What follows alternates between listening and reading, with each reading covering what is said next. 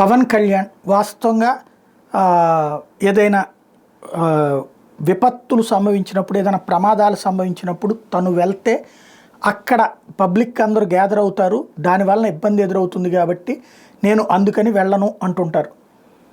అదే సందర్భంలో ఇప్పుడు ఆ పాయింట్ని పక్కన పెట్టి వెళ్ళారు. తిరుమల తిరుపతి దేవస్థానం ఆధ్వర్యంలో నడుస్తున్నటువంటి ఏదైతే ఇప్పుడు ఈ వైకుంఠ ఏకాదశి ఉత్సవాల సందర్భంగా జరిగిన తొక్కిసలాట నేపథ్యంలో మరణించినటువంటి విషయం విన్న తర్వాత నిన్న దిగ్భ్రాంతి వ్యక్తం చేయడమే కాదు, తక్షణం ఆయన ఇవాళ మధ్యాహ్నం అంటే చంద్రబాబు గారు పొద్దున వెళ్ళారు. వెళ్ళిన తర్వాత ఒక 2-3 గంటలకి పవన్ కళ్యాణ్ ప్రత్యేక విమానంలో అక్కడికి చేరుకున్నారు. ఆయా ప్రాంతాలన్నింటిలో పర్యటించారు.